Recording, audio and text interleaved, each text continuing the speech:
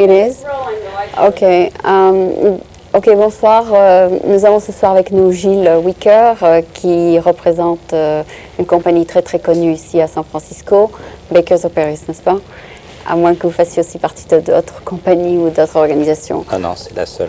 C'est la seule, ok. Et donc, j'assume, enfin, je pense que vous étiez à l'origine de la fondation de cette compagnie? Oui, oui, je suis un des partenaires. Ah, d'accord. Nous avons démarré cette compagnie avec 3 partenaires et maintenant nous sommes juste 2 partenaires.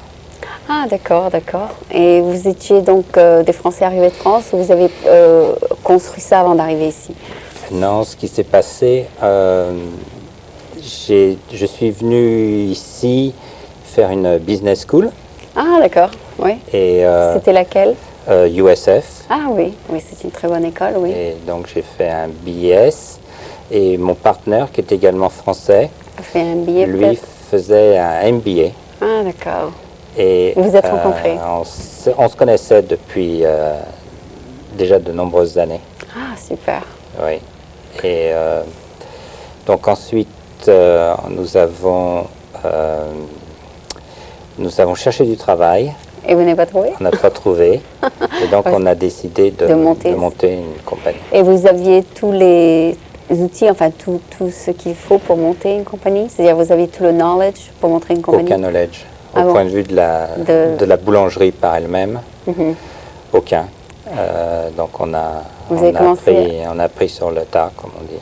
Avant vous avez appris, mais vous aviez donc votre formation d'école.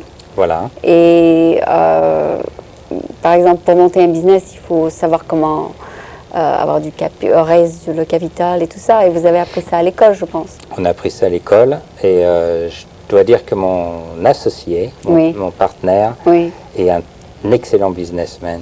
Ah, et donc, il savait faire tout ça? Il a donc appris à l'université. Comment faire du capital raising, c'est ça? On n'a pas eu ce problème parce qu'on a démarré tout petit. Ah, d'accord. Et on a démarré avec, disons, peu de capitaux. En considérant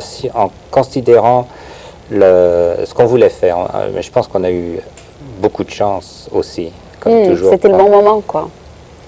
C'était le bon moment, et puis je crois que quand il y a une réussite, il y a aussi un facteur de chance qui est là. On a travaillé, je dirais, énormément, mais il y a toujours la chance de faire quelque chose au bon moment, à la bonne place où il faut commencer. Oui, donc ça, c'est quand même une mais il faut bien sûr, il faut quelqu'un de bon au guidon, quoi. Enfin, il faut pas n'importe qui, quoi. Oui, et mon associé est le président de la compagnie. Oui. Et c'est un excellent président. Ah, d'accord, d'accord. Donc il a su comment diriger dans les bonnes directions. Et c'est un excellent leader. Ah, d'accord. Et vous avez ensemble décidé que ce sera dans le domaine de la boulangerie? C'est-à-dire, on avait pensé à différentes options. Et puis, il s'est fait par hasard qu'on nous a suggéré de faire une boulangerie française. Et puis, à ce moment-là, en France, c'était la grande mode des croissanteries. D'abord, on a pensé à faire une croissanterie. Simplement. Simplement. Parce que c'était un concept qui réussissait très bien en France. Et aux États-Unis, c'était pas encore, il n'y avait pas le concept de... Et puis en faisant des recherches, un peu de marketing à notre niveau, ce qui était vraiment une petite research, on s'est aperçu qu'il y avait un besoin dans la ville de San Francisco surtout dans les hôtels, pour avoir du pain qui soit non sour. Ça, c'est très intéressant. Et donc, du concept de la croissanterie, on en est arrivé au concept du pain, qu'il y avait une demande dans le pain français. Il y avait déjà une ou deux compagnies qui faisaient un petit peu de pain français, mais à une toute petite échelle. Et nous, on a décidé de faire les deux en même temps, c'est-à-dire de faire le concept de la croissanterie, d'essayer le concept de la croissanterie. Avec le pain. Et d'essayer, mais dans deux compagnies séparées, et d'essayer le concept de la boulangerie française, disons semi-industrielle. Et maintenant, c'est la même compagnie? Non, notre compagnie de croissanterie n'a pas marché. Enfin, on n'a pas, ça ne s'est pas développé. On a fermé. On a, comment on dit en français, on a Fold. Oui, arrêté la compagnie. Enfin, fermé. Et donc vous avez gardé Bakers of Paris? Et on a gardé Bakers of Paris. On s'est concentré sur Bakers of Paris. Mais votre baguette elle était la même, non, qu'il y a 10 ans? Est-ce qu'elle est la même? Non. Enfin, d'abord, ce que je dois dire, c'est qu'on a, mon partenaire et moi-même, on est tous les deux de Paris. Donc vous connaissez les goûts de... Et ce qu'on a essayé de dupliquer, c'est de faire vraiment la baguette de Paris. Ah, d'accord. Parce que la baguette diffère en France suivant les régions. Et la baguette de Paris, telle que moi je l'ai connue quand j'étais enfant ou adolescent, et c'est ce genre de baguette qu'on a essayé de dupliquer ici. Et on a eu beaucoup de chance d'avoir, enfin pour moi qui m'occupais de la production à ce moment-là, d'avoir d'excellents professeurs qu'on a fait venir de France, qui étaient des consultants. Qui savaient bien faire la baguette? Qui étaient les spécialistes de la baguette. Vraiment, on en a eu deux. Un qui s'appelle Monsieur Beaubois, qui était un boulanger avec beaucoup de succès à Paris. Et c'est lui qui m'a appris à faire la meilleure recette. La meilleure recette. Et il est resté 3 mois avec moi, ce qui est quand même un court moment quand on apprend un métier en 3 mois. Et c'est un excellent professeur, un excellent boulanger. Et donc... et finalement, vous avez trouvé la bonne recette, c'est ça?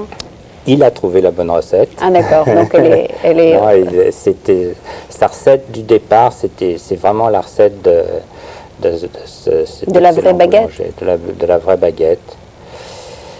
Et puis, au cours des années, on a essayé toujours d'améliorer cette recette, et on est toujours en train de l'améliorer. Ah d'accord. Par exemple, la dernière chose qu'on a fait, c'est d'incorporer dans la recette du levain. Et on le fait parce qu'on n'emploie aucun additif, on n'emploie que des produits naturels avec de la farine qui est unbleached, enfin bon. Et quand on ne met pas d'additif, on a un problème de longévité qui est très courte pour la baguette. C'est 24 heures. Je dirais que c'est 8 heures. 8 heures, 8 oui, heures. Après, disons que je pense que la baguette est à son pic, je dirais même 4 ou 5 heures après la cuisson, et ensuite elle commence à... Et donc on a incorporé il n'y a pas longtemps, il y a à peu près 2 ans, ce levain qui nous permet, sans additif, de pouvoir... la garder un peu plus longtemps. La garder un peu plus longtemps. D'accord. Et maintenant, donc, on la trouve dans les magasins comme Calafood et tout ça, c'est ça? Oui, on est réparti, je dirais, on répartit nos ventes en vraiment trois secteurs. Les hôtels-restaurants qui représentent sans doute un tiers. Ah bon? Les supermarchés qui représentent un autre tiers. Et ensuite les institutions, les délis qui représentent sans doute le 3e tiers. On est à peu près bien répartis. Donc il faut tout le temps ajouter des nouveaux clients pour les clients qui s'en vont, n'est-ce pas? Il y a toujours des gens qui s'en vont. Ce qui se passe dans la boulangerie aux États-Unis, c'est que, et spécialement à San Francisco, c'est qu'il y a une très forte compétition. Ah oui, ceux qui font les baguettes avec les graines dessus, ça a eu un succès fou, c'est ça? Oui, nous on fait aussi avec les graines, ce qu'on appelle les seeded baguettes. Mais il y a d'une part énormément de boulangeries, énormément de bonnes boulangeries. Et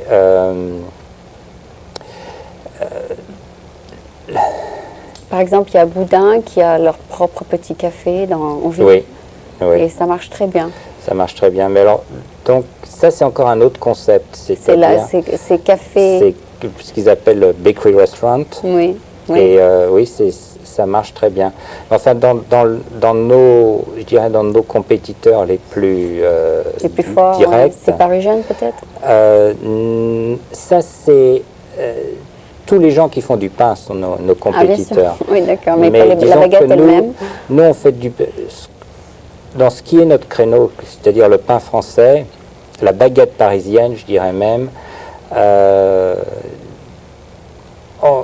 On a des compétiteurs, mais nos compétiteurs sont plus sur des pains qui sont différents de la baguette parisienne. Mais il y a quelqu'un qui fait des très très bonnes baguettes et ils font deux sortes. Ils font la baguette normale et la baguette avec les graines dessus, mais je ne me rappelle pas de leur nom. Le semi-Freddy. Ça doit être ça. La Berkeley, oui. Bon, alors là, j'aime beaucoup leur pain, je l'achète tout le temps. Et bon, avant, j'allais bien sûr tous les jours à Baker's of Paris parce que c'était dans mon quartier. J'habitais sur Clayton, alors je pouvais pas. Donc c'était ma baguette favorite. Mais puis quand vous êtes parti, donc j'avais un autre choix. Les gens se sont tournés vers d'autres avenues, n'est-ce pas? Oui. Voilà, oui. C'est ça. Donc il y avait le magasin à côté là qui vend des légumes. Qui n'avait pas votre baguette, alors on achetait l'autre. Oui. Vous connaissez ce magasin-là qui vend des légumes à côté de... Qui était à côté de Baker's of Paris. Oui, ils vendent des légumes et des trucs, et aussi ils vendent du pain. Et ils sont toujours là, non? Ils sont toujours là, ce sont tous des Grecs, c'est une famille. Oui. Ce sont une famille, enfin il y a la sœur, le neveu, enfin ils sont tous à la caisse. Et puis, il n'y avait pas Baker's of Paris. Par contre, les croissants et les pains au chocolat de Baker's of Paris, c'était sur... Coffee, Tea and Spice, across the street.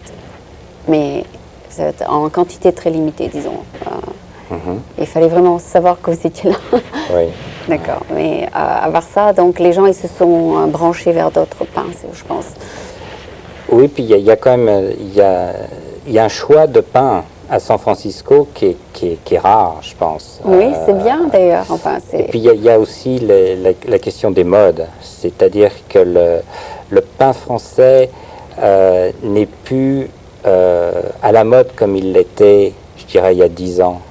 Moi, je l'aime toujours autant, enfin, peut-être parce que je suis française. Oui, moi aussi, mais, non, mais par exemple, les pains italiens sont très en vogue en ce moment. Ah bon? Les ciabatta, les focaccia. Ah bon? C'est des pains qui sont très, très en vogue actuellement. Et il y a toujours votre baguette. Le corps de nos clients qui nous prennent du pain français, mais on se dirige aussi de plus en plus sur des pains italiens. Par exemple, on fait ce qu'on appelle nous la ciabatta, qui est une recette de France, mais de la frontière italienne. Ah, super. Okay. Et ça se vend? Ça se vend très très bien. Ah ben tant mieux. Mais c'est un pain qui est beaucoup plus rustique que la baguette. Vous êtes à Faletti aussi, n'est-ce pas? Enfin, je crois. Je pense, oui. Je devrais le savoir mieux que ça parce que je suis maintenant de vente. Vous êtes aussi dans les ventes? Oui, depuis 2 mois. Ah d'accord. Il y a encore des choses que je ne sais pas. Enfin, il y a des magasins où je vais, vous n'y êtes pas du tout. Il y en a d'autres où je vais, je vous trouve. Enfin, ça dépend. C'est-à-dire, un des problèmes de la boulangerie aux États-Unis, c'est la distribution qui coûte très très cher. Ah, il faut qu'elle soit rapide aussi. Il faut que nous ne distribuons pas nos produits. Nous avons un distributeur. Et pour ce distributeur, il faut qu'il fasse de l'argent. Il faut qu'il gagne sa vie. Et donc, il y a un minimum par délivrer. Donc, il faut un gros client ou pas du tout? C'est pas vraiment un gros client, mais il faut quand même quelqu'un qui puisse débiter pour 25. Notre minimum est $25. Donc c'est pas beaucoup. C'est pas beaucoup, mais il y a une chose qui se passe aux États-Unis, c'est que la culture culturellement, la façon de manger le pain n'est pas la même qu'en Europe. Parce qu'ils mettent le beurre. ici, ce que moi j'ai remarqué des Américains, en général, c'est qu'ils ils mangent le pain dans les restaurants, disons au début du repas, quand le waiter arrive avec le pain. Mais il n'y a pas cette habitude française de manger le pain durant le repas. C'est vrai, j'ai remarqué ça aussi. Oui. Le pain, disons, c'est comme leur appetizer. Ou comme un sandwich. Oui. Ils commencent avec le pain en attendant que le menu arrive. Voilà. C'est drôle, ça. Et oui, disons il y a beaucoup... c'est une des différences culturelles avec l'Europe, mais enfin, il y a quand même beaucoup de différences culturelles entre nos deux continents. Oui, c'est vrai qu'ils ne mangent pas le pain avec le manger. Par exemple, quand ils ne mélangent pas les deux. Ouais. Non, ou rarement, en fait, quand on parle en généralité. Oui, si on parle de vrais Américains, c'est vrai. Mais comme je vous ai dit, là, je viens d'aller là, il y a mercredi soir, je suis allée chez Zazie. Et donc le pain, je ne sais pas s'il était français ou quelle compagnie, mais c'était un pain, disons, comme fait maison, très, très, très souple. Je ne sais pas s'il y a un nom pour ça. C'est un nom, c'est peut-être un pain de restaurant, finalement. D'après ce que j'ai compris, c'est un pain qui est ce qu'on appelle ici le parbec. C'est comme des petites brioches. C'est comme des petites brioches, oui. Oui, donc c'est individuel. Oui, ils vous donnent de petites brioches ou bien un mou, mais c'est cuit, enfin c'est chaud. Voilà, donc c'est ce qu'on appelle en France, je crois, le pré-cuit. Et la cuisson est finie au restaurant ou chez soi. Juste avant de servir. Oui. Et notre compagnie va commencer, je pense, à la fin de l'été, ce système-là. Mais enfin, ça ne sera pas pour San Francisco, je pense pas. Parce que vous êtes à Brisbane. Oui, non, je veux dire par là que il y a des problèmes de place dans certains restaurants. Parce que quand on livre ce pain, il est surgelé. Donc il faut avoir des freezers. Et généralement, les restaurants en ville, à cause je pense, du prix du real estate, n'ont pas de freezer? Non, ils sont un peu limités au point de vue de la surface des cuisines. Et donc, c'est pas comme dans certains États des États-Unis ou certaines villes des États-Unis où les rents sont moins chers et où les cuisines sont plus, disons, vers le frozen food. Ah, d'accord. Donc ici, je pense qu'à San Francisco, ça ne sera pas... À moins que ce soit un grand hôtel comme le Marriott ou quelque chose comme ça.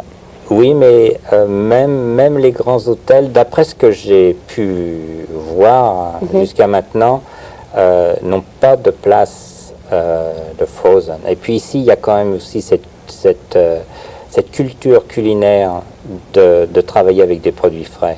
Ce que je ne crois pas que c'est des pains frozen. Je crois que c'était des pains qu'elle recevait chaque jour. Enfin, il faut lui demander.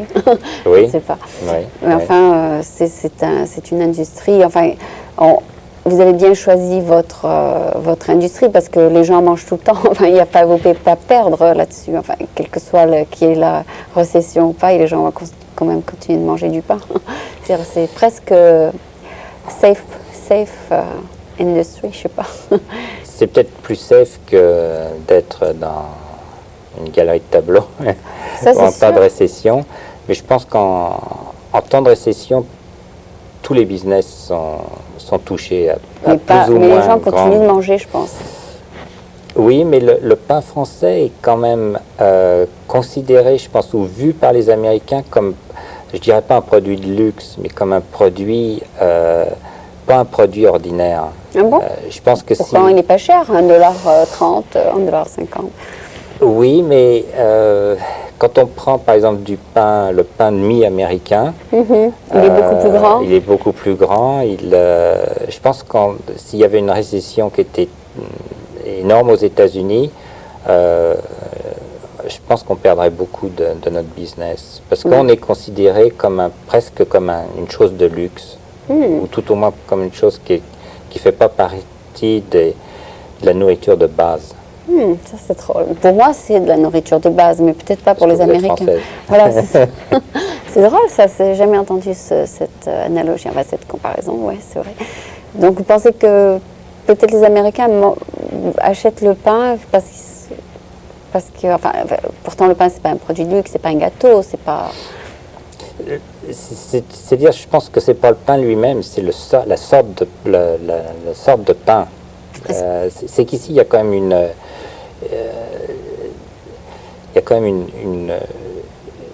une habitude du pain de mie. C'est vrai, c'est vrai. Qui est dans leur mœurs, tout à fait. Voilà, absolument.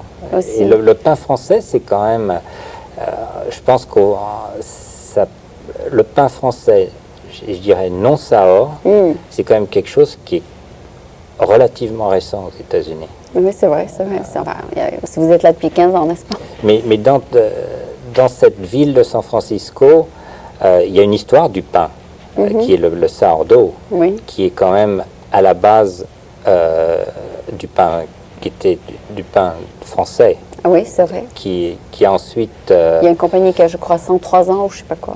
Toutes les grandes compagnies italiennes de sourdough sont très vieilles. Très, très vieilles. Et donc, il y a quand même une histoire du pain à San Francisco. Oui, j'avais lu un grand article, je crois, sur le journal, parce qu'ils avaient vendu une des plus grandes usines de pain. Oui. Mais en général, c'est de famille en famille. Après, enfin, si la famille se désintègre, c'est vendu à une autre bonne compagnie. Mais la recette elle-même va continuer, je crois, pour Parisian. Je crois que c'est le cas. Hein. Je pense. Oui, mais je pense que, oui, ce que vous dites, c'est vrai, parce que à Safeway, c'est vrai qu'ils vendent de très gros pains et c'est que $1,19. Ouais, alors, ils font eux-mêmes. Ils ont leur propre bakery là-bas, en fait. Oui. Si vous avez remarqué ça. Oui, il y a ça se développe quand même. Le pain français se développe. Et ils font leur propre pain, ils ont découvert la recette, quelle que soit la raison. Absolument. Et puis, de plus en plus, les supermarchés font des in-store bakery. Voilà, c'est ça. Ouais. Et je pense que ça nous aide parce que ça divulgue le pain français. Bien sûr, si vous voulez regarder de cette manière. Oui. Non, la compétition, c'est la compétition, mais enfin, il y a toujours un bon côté dans la compétition. Oui, enfin, il y a beaucoup de petits restaurants français là qui sont ouverts dernièrement et je ne sais pas si vous... du Keep Track, vous avez les nouveaux restaurants qui ouvrent chaque année, je ne sais pas si vous... Restaurant français? Oui. Restaurant français, pas tellement. J'ai un peu perdu de vue, je dirais. Ah d'accord, parce qu'il y a toujours de nouveaux petits restaurants qui ouvrent de droite et de gauche. Enfin, il y en a qui durent, il y en a qui ne durent pas, bien sûr, mais ils ont toujours un moyen de se débrouiller du pain français parce que c'est très difficile de faire du pain de maison. Enfin, beaucoup de cherchent. Oui, je connais Par exemple, la Folie, il sert 3 ou 4 sortes de pain sur la même... Il y a ce phénomène, tout, c'est que maintenant, il y a beaucoup de chefs, pas souvent les chefs français, je dirais, mais enfin les chefs américains, ce qu'ils essayent, c'est d'avoir des variety bread, ce qu'ils appellent. C'est-à-dire, ce sont des pains... Un choix.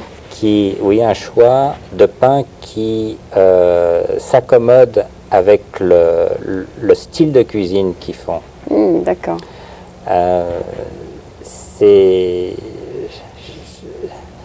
Je pense que souvent c'est une erreur d'essayer d'avoir un pain qui, par lui-même, est très fort en goût. Vrai, et je pense que ça... Les gens ils aiment mieux le pain que le manger.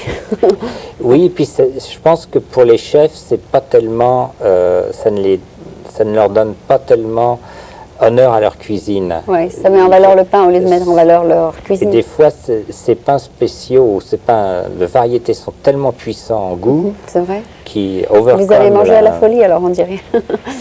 Oui, j'ai mangé à la Folie. Et à la Folie, ça m'a pas choqué. Mais il y a des restaurants où le pain est vraiment trop puissant. C'est vrai, je suis d'accord avec vous, oui.